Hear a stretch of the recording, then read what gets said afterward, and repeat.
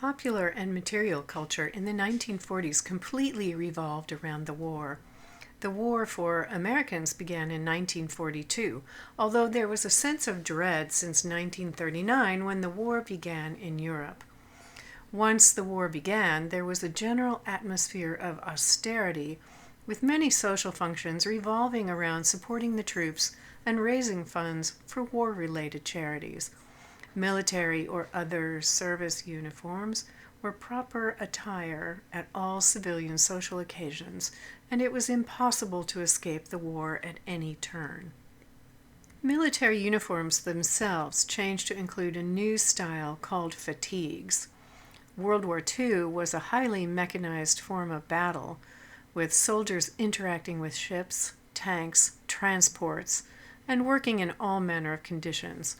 The jobs were often dirty, and fatigues were an everyday work style of dress that could be laundered, leaving the suit jacket or tunic and trouser style for more dressy events.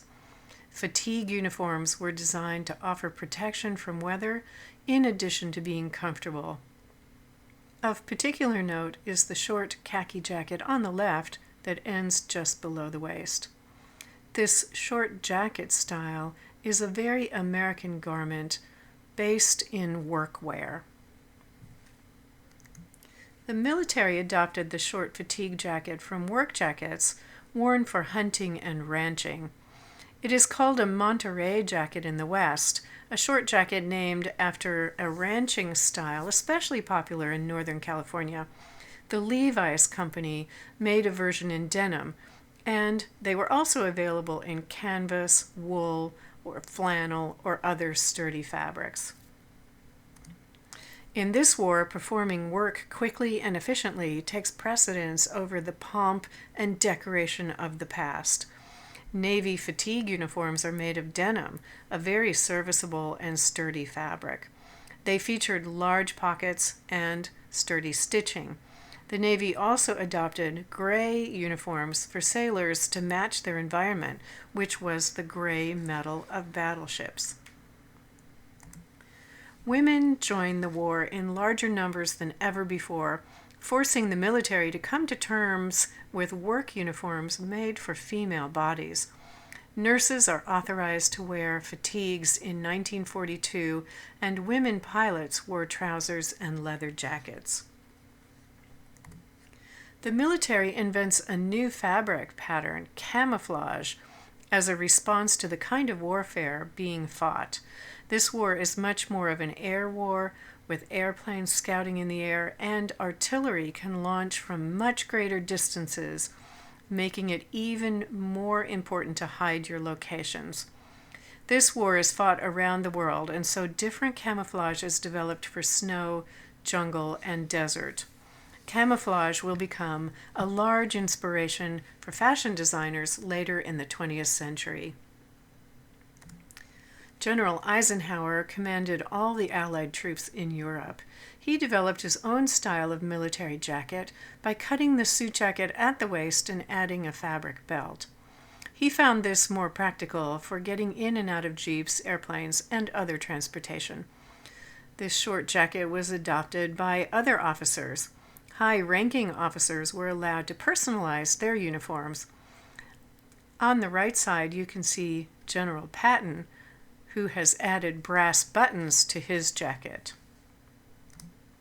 The Monterey jacket was particularly popular with uniforms and workwear, such as this police uniform, and it was adopted into civilian workwear as well. In the 1930s presentation, we discussed New York coatmaker Irving Schott, who designed the first motorcycle jacket. He then went on to design the leather pilot jacket. Pilots wore a number of coats and uniforms, but these bomber jackets caught the public imagination. As part of team camaraderie, crews would add their own logos and graphics. As women went to work, there was at first a shortage of proper work attire made for them, and some adapted men's clothing until mass manufacture could catch up. Women's one-piece coveralls and overalls entered the female wardrobe. Safety requirements called for head coverings, and many women improvised their own, such as scarves or bandanas. But the government and industry persuaded famous hat designers, such as Lily Dachet, to create more stylish options. A number of defense factories were in Southern California. This publicity still is from a factory in Long Beach, where the uniforms were red. Women wore red snoods to control their hair. This is a resurgence of a Victorian style of knitted or crocheted bag that holds the hair back during work, or to circumvent the need to constantly restyle hair during wartime shortages. Under the influence of large wartime production, the textile industry develops a new chemical process that prevents cotton from shrinking. This was marketed to the public not only as a comfort issue, but appealing to the sense of practicality. Fewer people had time for elaborate laundry processes, and easy care fabrics will become a large part of what we consider modern garments. Many goods were rationed to support the impending war effort. Civilians were encouraged to become self-sufficient suppliers of their own needs, from clothing to food grown in victory gardens. A coupon rationing system regulated food, especially meats, coffee, and tea. Each person was issued 66 coupons to use for clothing or margarine. This was for the entire year. A new dress required 11 coupons all by itself. Many families just could not afford this kind of expenditure or use of coupons. Coupons were not required for second-hand clothing or for workwear or sewing supplies. In England, the rationing was much more severe than in the US and lasted into the 1950s. In 1942, the U.S. War Production Board published regulations for fashions to save on the use of fabric. The 1930s Hollywood drape suit could no longer be manufactured, and men's suits were regulated to a shorter jacket, a more narrow trouser width, and single-breasted only. Patch pockets and suit sleeve plackets were out as they took too much fabric. More importantly, a suit was now only sold as a jacket and trousers. Before the war, retailers sold one suit with a jacket, a vest, and 2 pair of trousers, as it was thought the trousers would wear out first or need more frequent cleaning. This new restriction to 2 pieces will be the end of the vest or the 3-piece suit. The new rules did not prevent anyone from wearing items they already owned, and there will be a push to remake older items. Women's victory suits had rules to eliminate extra fabric and decoration. The jacket length and skirt length and width were dictated to save fabric. The hemlines freeze just at the knee in an A-line shape that is slightly wider at the hem than the hip. The U.S. government confiscated all stock of natural fabrics en bolts for the war effort, but it did not take existing clothing already manufactured or in stores.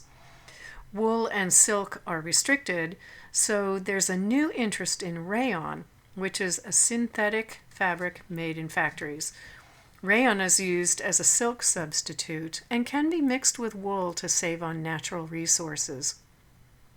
Buttons, pockets, and the use of leather were restricted, affecting the kinds of shoes people will wear. England experienced much more draconian rationing. Purchases were regulated with coupons also, and a make-do and mend ethic prevailed. Utility designs were designed by the Incorporated Society of London fashion designers, led by Captain Molyneux, a fashion designer who joined the military. He created smart clothes to boost morale. The utility suit obeyed the strict government guidelines for minimal cloth usage, limited to 3 buttons, and hemming skirts a brief 19 inches from the floor. Upcycling and recycling became a way of life. Women's magazines featured articles how to convert items such as pajamas into a blouse, how to unpick old sweaters and reuse the wool, and the example on the left shows color blocking to add new sleeves or pockets to cobble together two different fabrics for a dress. Many couples married during the war, and women adopted a very modest wedding dress or wore their mother's dress or remade another option. One of the most worn wedding ensembles was a good suit, and many women substituted a white flower hat for the veil. Silk was requisitioned in the US and Europe to make parachutes. An old parachute could be given to a soldier's fiancée to make a wedding dress. These parachute dresses became a real status item. Germans occupied France, and the French couture was now behind enemy lines, cutting off all high fashion. Some designers fled to England and the United States. Others stayed in Paris and stayed open, catering to German officers' wives to keep their workers gainfully employed. Some closed their doors in protest, and some never reopened. The Germans tried to create their own couture, moving the fashion capital to Berlin. They even assigned young women of Auschwitz to a sewing room to create designs for Nazi wives and female SS officers. Each inmate had to produce 2 custom-made dresses per week, and every Saturday at 12 noon, officers came by to choose new outfits for their wives, daughters, and girlfriends. For more information on this topic, I highly recommend the book Nazi Chic. The war ended in 1945, and there was an effort to raise money to revive the French fashion industry, which had been a major economic driver before the war. The idea was created to make a miniature theater of fashion called Théâtre de la Mode. All materials after the war were in short supply, so using miniature mannequins or fashion dolls used small amounts of textile, leather, fur, and decor. The Théâtre de la Mode toured the United States and Europe to raise money. The Théâtre is now part of a permanent museum collection in Washington State. Let's look at the effect of World War II on popular culture. Not only do we have something called the Greatest Generation that will be featured in movies, novels, and all manner of stories for decades to come, we have also defined the ultimate evil or the ultimate villain. World War II is also considered the last good war, where it was a very clear objective who was in the right and who was in the wrong. The most effective and memorable uniforms of the war were constructed for the German SS by menswear maker Hugo Boss. He joined the Nazi Party 2 years before Hitler came to power. Some of the workers were Polish prisoners of war forced into slave labor. After the war, Hugo Boss paid a heavy fine and apologized for his collusion. But the damage had been done, and Boss bowed out of running the business. His son-in-law, Eugen Holy, assumed the ownership. The uniforms themselves were not designed by Hugo Boss. They were designed by the head of the SS and a hired graphic artist. The design itself is so well known, and the entire world carries associations of pure evil with these very effective uniforms. They were designed to intimidate. To this day, uniforms in popular culture draw on some of the ideas of German uniforms and the SS in particular. The German helmets of World War II also created an indelible image, making their way into popular culture. The signature low sides and slanting front are forever stamped as a Nazi design. Our dogs for the 1940s are the dogs of World War II. In 1942, the U.S. Army established an official war dog program, creating the Canine Corps. Dogs served as sentries to patrol areas. They were particularly good at patrolling coastlines, detecting ships, and even submarines. Chips was the most decorated dog. He served in Germany, France, North Africa, and Italy. He attacked an Italian machine gun nest, and 10 soldiers were captured. You can see Chips on the left. Smokey was a Yorkshire Terrier found abandoned in a foxhole in New Guinea. She survived 150 air raids, and she was included in 12 combat missions. And you can buy her book titled Yorkie Doodle Dandy.